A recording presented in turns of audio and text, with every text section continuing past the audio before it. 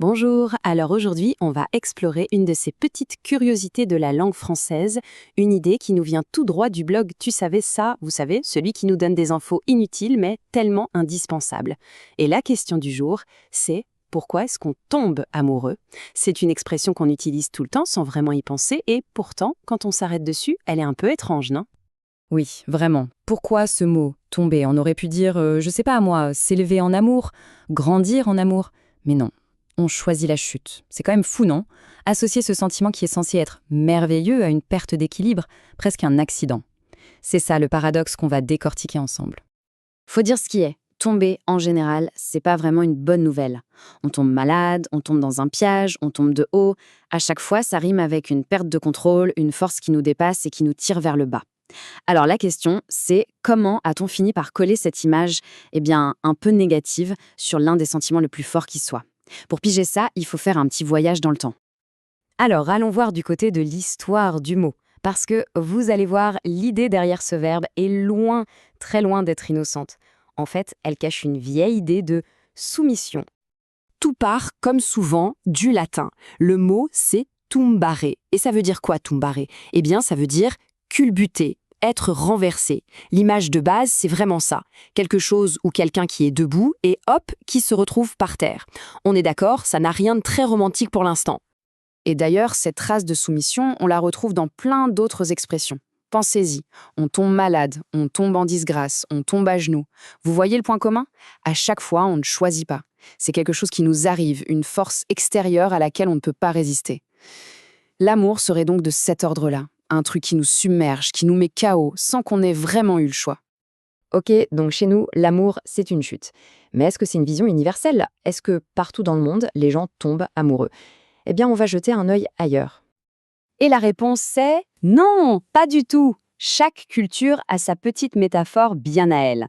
Alors oui, les anglophones tombent amoureux, comme nous, avec leur fall in love, mais en Italie, par exemple, on est plutôt frappé par l'amour. C'est le fameux coup de foudre. Au Japon, l'image est plus douce, on a le cœur attaché. Et en arabe, on s'accroche à l'autre. Bref, on voit bien que l'idée de la chute, c'est loin d'être la seule option. Donc, ce qu'on peut en conclure, c'est que cette métaphore de la chute, elle est surtout occidentale. C'est vraiment notre vision à nous, une vision très romanesque de l'amour. Un truc soudain, totalement imprévisible, et surtout qu'on ne contrôle absolument pas. Un vrai petit cataclysme personnel. Mais attendez, et si cette histoire de perte d'équilibre, ce n'était pas juste une image? Et si c'était réel? Pour le savoir, on va quitter le monde des mots pour entrer dans celui de la science et regarder ce qui se passe dans notre cerveau. Et c'est là que ça devient absolument dingue. Parce que la science aujourd'hui nous dit que, oui, l'expression a raison. Quand on tombe amoureux, c'est une vraie petite catastrophe dans notre cerveau, une véritable tempête chimique. Tout se dérègle, comme si on venait de subir un choc. C'est incroyable de se dire que la langue a trouvé l'image parfaite bien avant qu'on puisse le prouver scientifiquement. Pour faire simple, il se passe 3 choses principales. Premièrement, le niveau de dopamine explose. C'est l'hormone du plaisir, donc bonjour l'euphorie. Deuxièmement, la sérotonine, elle, s'effondre. Et ça crée l'obsession, on ne pense qu'à l'autre. Et troisièmement, l'amygdale, la zone de la peur, s'active, ce qui génère du stress. Donc, si on résume, euphorie, obsession et stress. Un sacré cocktail. Pas étonnant qu'avec tout ça, on ait l'impression de perdre complètement l'équilibre. Bon, alors au final, qu'est-ce que tout ça nous raconte sur notre façon de voir l'amour?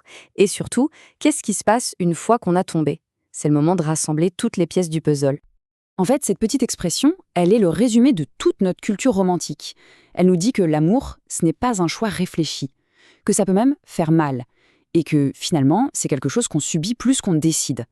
C'est l'idée de base de 99% des films, des livres et des chansons qu'on connaît en fait. Mais ce qui est peut-être le plus intéressant, c'est ce qui vient après. On tombe amoureux, mais après. Eh bien, après, le vocabulaire change du tout au tout. On ne tombe plus, on construit une relation. On ne subit plus, on s'engage. On ne perd plus l'équilibre, on cherche à durer. C'est comme si la chute n'était que le point de départ. Après, le vrai travail commence. Il faut se relever et se mettre à bâtir. Allez, une petite info bonus, juste pour le plaisir, un petit twist final assez drôle. On est là à parler de notre culture, de la langue française, mais devinez quoi, l'expression « tomber amoureux », elle n'est même pas vraiment française à l'origine. C'est un calque, un emprunt direct à l'anglais « to fall in love », qui est arrivé chez nous au 19e siècle. Comme quoi, notre plus grande métaphore romantique, on l'a piquée aux Anglais. Et on va finir là-dessus, sur cette idée un peu vertigineuse. Et si finalement, l'amour c'était une chute, mais une chute qui nous élève? C'est peut-être ça, toute la beauté du paradoxe.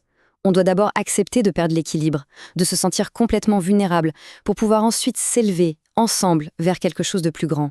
Ça donne à réfléchir, non ?